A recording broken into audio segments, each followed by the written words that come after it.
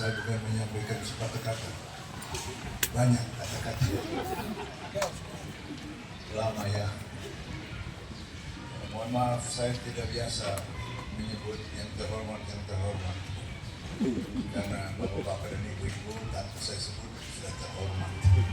Bapak-bapak dan ibu-ibu sekalian, saya membaca sejarah dan karena itu saya menghayati dengan sepenuh-penuhnya Manokwari dan wilayah di sekitarnya amat sangat penting, bukan hanya dalam sejarah peradaban Injil di tanah Papua, tapi juga dalam sejarah khusus kekatolikan ketika misionaris mengembangkan sayap pelayanan dari Jayapura masuk di wilayah Kepala Burung ini dan memilih Manokwari sebagai tempat sebagai pusat pelayanan pertama dan diresmikan sebagai vikariat pada tanggal 19 Desember 1959. Itu tonggak yang dalam kekatolikan disebut keuskupan, walaupun bentuknya pada waktu itu kurang lebih bahasa Indonesia ya kuasi keuskupan.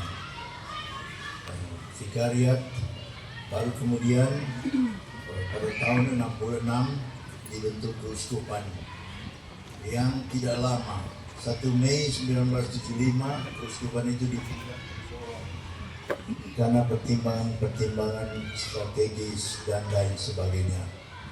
Tapi kota Manokwari sebagai pusat sejarah tidak bisa kami lupakan begitu saja. Secara praktis, saya amat banyak sekali tiap-tiap tahun ke Manokwari. Orang bertanya, Bapak Uskup, ada apa di Manokwari? Terus menerus ke Manokwari. Kok kurang sekolah? Saya ini Uskup Manokwari Sorong. Oh iya. Karena ini link ke Vasior, link ke Senopi, link ke Bintuni, maka semua tempat sentra pelayanan ini ya, untuk kecepatan dan efisiensi harus melalui Manokwari. Tidak bisa tidak. Tapi di atas segala-galanya kita ingin menghayati kebiasaan gereja Katolik yang apa boleh buat kadang-kadang bisa menjadi keunggulan, yaitu bertahan pada apa yang dinamakan tradisi. Halo.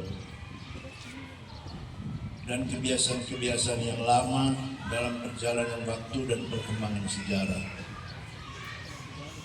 Oleh karena kepentingan itu, pada hemat saya sesudah kehadiran sebuah gereja yang elegan di atas bukit Jalan Brawijaya ini yang berbentuk monstrans dalam gereja Katolik, tempat orang-orang diperlihatkan hosti kudus dan sebuah menara yang berbentuk sibori, tempat hosti kudus itu disimpan, maka sudah waktunya kita berusaha membangun satu pastoran.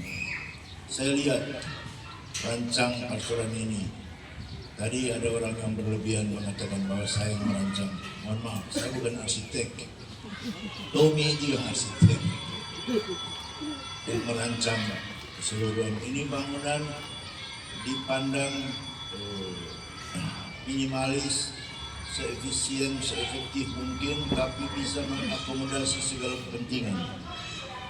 Karena itu dia berbentuk 3 lantai dengan rupa-rupa sarana prasarana yang ada di dalamnya, dan berbagai ruang-ruang yang baik digunakan oleh kelompok-kelompok yang menamakan diri seksi-seksi dalam kegiatan pastoral paroki.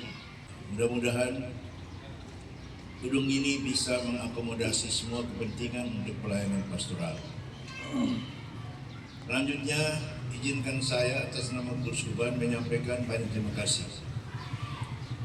Rasa hormat, apresiasi, penghargaan, dan terima kasih kepada Bapak Domingus Mandacan sebagai pribadi dan selaku gubernur. dengan mengucapkan terima kasih kepada pemerintah Provinsi Papua Barat. Itu sama juga terima kasih kepada pemerintah Kabupaten Manokwari. Salam hormat saya kepada Bapak Hermosindo dan pemerintah pusat. Hadir di sini Bapak Kakanwil dan Bapak Pembi Maskar dari Kementerian Agama Republik Indonesia di Provinsi Papua Barat. Terima kasih banyak. Terima kasih banyak kepada umat paroki Santo Agustinus. Bapak-bapak dan ibu yang, kalau Anda sudah membuktikan diri sama dengan Pak Alex Irsyandi menyelesaikan sebuah gereja yang bagus ini dengan menaranya, maka menurut hemat saya pembuktian itu tinggal dilanjutkan saja melalui kerja keras untuk membangun pastoran ini. Tidak cukup hanya dengan kolektif kedua yang disebut kolektif pembangunan atau berbagai iuran kontribusi pembagian umpamanya satu lingkungan menanggung satu tiang pancang, tapi juga dengan kerja bakti, dengan sedapat mungkin mempromosikan manfaat dan kegunaan dari bangunan ini untuk harga kemanusiaan, sehingga mudah-mudahan banyak orang terlibat kepada Tuhan Sang Maha Penyelenggara. Usaha-usaha kita juga dalam bangun-membangun, menurut Mazmur, tidak mungkin bangunan-bangunan itu berhasil, kerja para tukang itu tanpa campur tangan dari Sang Maha Tuhan sendiri. Oleh karena itu kita berterima kasih, meskipun singkat, ada doa-doa.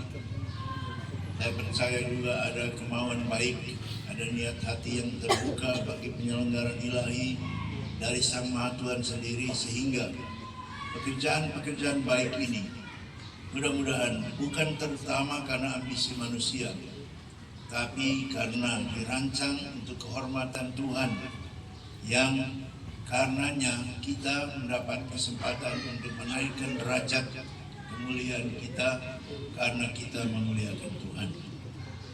Begitu Bapak-bapak dan Ibu-ibu sekalian, semoga usaha-usaha dan kerjaan pada hari ini selalu dalam lindungan dan berkat Tuhan. Sekian dan terima kasih. Tuhan memberkati.